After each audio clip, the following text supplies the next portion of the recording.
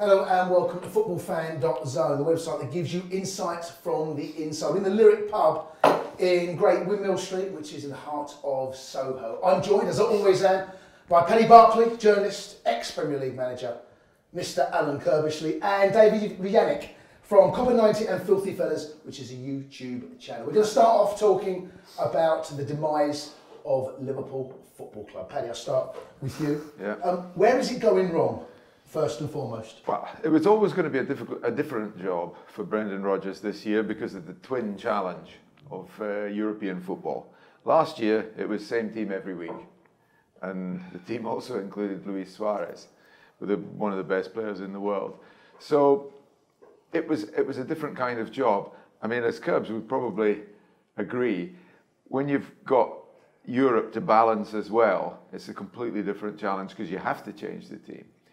In addition, the buying hasn't been brilliant, and it's been patchy to say the least. The gamble with Balotelli turns out to be a mug's punt. And basically, instead of having the positive dynamic that drove them to nearly win the title last season, it's sort of, by that standard, it's a crisis, but it's not really a crisis. And the board, this is where the board have to step up. There's nothing to be fixed. There's nothing broken. They're just not doing as well as last season. They need to make it absolutely clear that he's staying. Brendan Rodgers had to say last week, "I'm the best man for the job." He shouldn't be saying that. They should be saying that. Kirbs, as an ex-manager, at the beginning of the season when you're given an amount of money to revamp the squad, where do you start? Do you start at the front? Do you start at the midfield? Do you start at the back? Because it would appear that Liverpool, it's been a scattergun approach. Lovren's played well last year. You know, whether the 20 million price tag is worth his money or not is looking slightly debatable. What mistakes in the transfer market have they made? I think that they could have took not a leaf out of Spurs' book, but see what happened to Spurs when they spent the Bell money. But I think, firstly, the number of players that have come into Anfield has destabilised the squad. It was a close-knit, tight squad. As Paddy said, they probably knew what the best team was, and perhaps people flitted in and out. Because Brendan bought so many players, he's now got basically 2 players for every position. He's got 2 right backs, 2 left backs, loads of centre backs, loads of midfield players. But for me, and you'll have to ask Brendan this why it wasn't a priority. You lose 35 goals in Suarez and what he did as well. You lose that, so somehow you've got to replace 35 goals because that was a difference last year. And he started building from the back, Lovren, as you said, and Moreno, and etc., etc. His first venture into replacing Suarez was Ricky Lambert at 4 million, right? Which just says to you, okay, someone else perhaps is going to come in and be the main buy. They didn't get that marquee signing. They needed to spend 30-odd million on a marquee at Costa or Falcao. But did he not think that Sturridge, he was the main man there? So he felt that, let's be honest, Sturridge was exceptional last season. Absolutely. But what the problem, he hasn't got a replacement for Sturridge. Forget Suarez for this particular moment, because Sturridge can do a great job. Replacing Suarez is nigh impossible. But he hasn't got a replacement for Sturridge when he's injured now. But then I go back to the management skills, because most people knows that there's an injury problem around the corner for Sturridge. He's got Weetabix left. It's been that case throughout his career. So just think, you've lost 50-odd goals from Suarez and Sturridge. So just quickly to simplify it, I think too many signings. It could have been perhaps the spine of the team, marquee centre forward, marquee midfield player, marquee centre half like Mr. Mourinho did, and then leave the rest the same. Because I think you ask Wenger. Wenger says any more than 4 signings destabilises the squad. So they brought too many players in. Firstly, and I don't think they bought the marquee signing and up front. But then add the fact that Sturridge is missing as well. They're suddenly going out week in, week out, not expecting to score. That's their problem at the moment. I mean, people are talking about they're letting goals in. But if you're a defender, you've been a defender, when you're going out and you don't think you're going to nick a goal, it's hard, isn't it? It's hard. You know, when you know that perhaps you're going to nick a goal and then you do, and then you've got something to defend, and that's the problem for Liverpool at the moment. When they go one down, It's visible. When they go one down, they don't think they're going to get back in the game. Dave, the Liverpool fan, you see the only one that's drinking alcohol. Does that tell us how bad this situation is? You're shaking your head, listen. It's 10 a.m. Tell us, Dave, what, you're a Liverpool fan? Yeah, big one. Emotional one. Yeah, okay, we'll tell it through Liverpool as fans' eyes. I feel for me that the signings have been a shambles. To say the least, it's a shambles. And what hurt me the most probably is the Champions League exit and how little of a fuss we made to leave so early from a group that looks like a Europa League group. Bar Real Madrid, you're playing against Ludogorets, who just about beat Partizan Belgrade, who are probably the bottom pit of European football. And then you're playing Basel, a Swiss team. And Premier League and Swiss football, come on, I mean, not to go through that group for me just hurts so much. Well, I think if you ask Brendan, and I'm asking you now, if I told you had to beat Basel at home in the final group, when I got the group, I was celebrating. You'd have taken that, right? Of course. So how come Brendan can't set a team up to defend? That is what you know, if they hadn't conceded that day, they'd have gone through. Of course. If they hadn't conceded against Chelsea, you'd have won the title. Indeed. If you hadn't conceded in so many of the games, you nick points. But at the moment, it seems Brendan can't quite set a team up not to concede. I mean, no, for me, it's more the way we went out to Basel was we didn't set up to even score.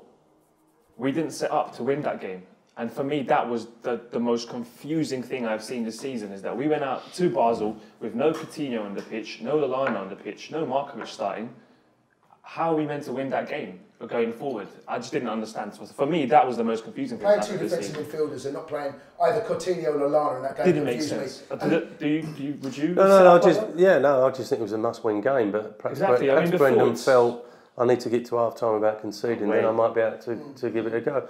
But they perhaps shouldn't have been in that position. But just going back to where Brendan is now as a manager, he's a little bit in the headlights, right? You know, because he'd be questioning all the decisions he's making, you know, and then after the game thinking, should I have dropped Midinay at Old Trafford? Let's look at that, at the team selection.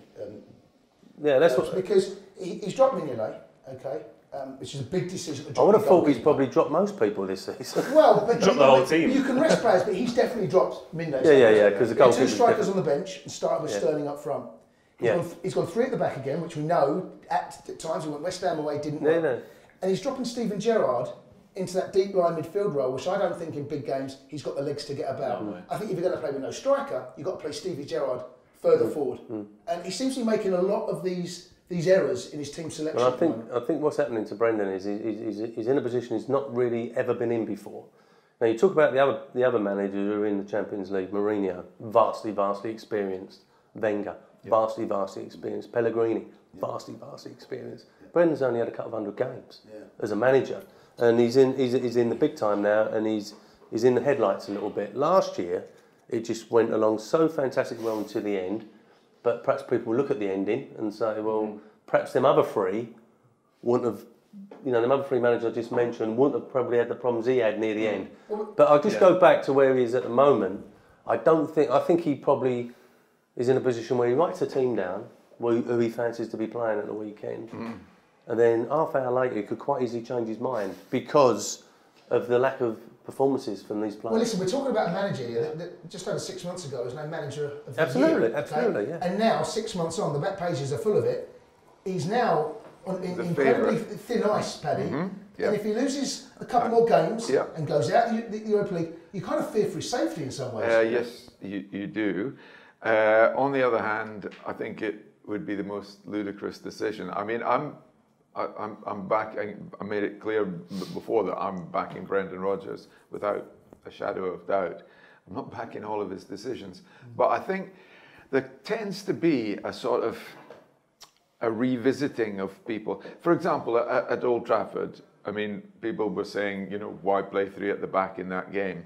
Well, United did, and that he was trying to match up. And I think that, had the result been a bit different, and bear in mind, who had more shots on target? We should have won that. Badly, though, Liverpool played. While I won't disagree I'm with saying that, it's not gone from but Manchester United's defence is as bad as anyone's. They're correct. So why is he playing no striker? Correct. So, if you put Balotelli up there, I mean, you saw the defence at United. They are all at sea still. They're not quite become adjusting to over three, or defensively, I don't think... But I think the situation you've got at the moment, Jason, if Sterling goes through one-on-one or Balotelli goes through one-on-one, you don't quite fancy they're going to score. You certainly fancy any Now, of last United's year- front five to But last score. year, if Suarez was going through and Sturridge, you Oh, it's a fancied goal. it was going to be a You'd goal. say, And that's the difference. pick it out of the net.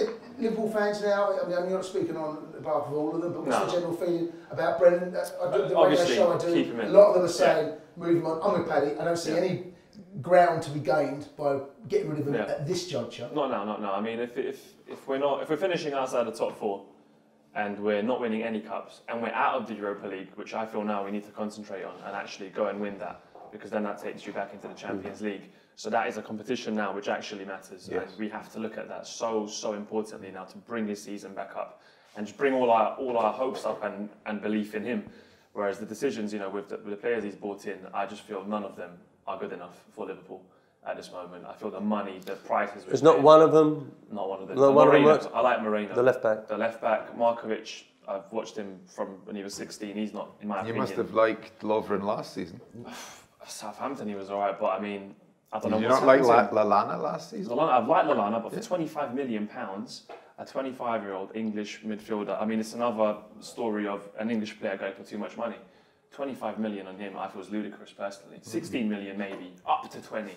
But I don't understand the 25 million price tag. And I just feel it's like when you go out on Boxing Day and you buy too many things. Because you go out all the leftover money from your Very parents. good. Do you know what I mean? Yeah. In June, you wouldn't buy a sofa and a chair from IKEA. Do you know what I mean? You'd probably go take some pens. Yeah. Do you know what I mean? But now we've come out of Boxing Day and we bought all these players because we've had all this kitty money. Well, we've also it's seen, gone mad. it does take time. And, we're talking Definitely, about 100%. changing the squad and the dynamics and the close-knit squad has been completely disrupted. But we're starting to see green shoots of recovery at Spurs, aren't we? I mean, I know it's taken its time, but those players that we're talking about, the new manager has come in. Right. Is it a question of giving Brendan time? It does. Let's just go back to Sam Allardyce at West Ham and Alan Pardew at Newcastle. We're in a situation in the Premier League, but we've not been in before. We've got into December and no one's been sacked.